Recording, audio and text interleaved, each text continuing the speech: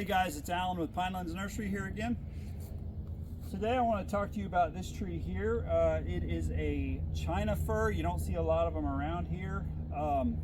If any of you live in the Milton Pace area, you'll recognize a huge one that's in front of Sonny's Barbecue on 90 in front of Lowe's.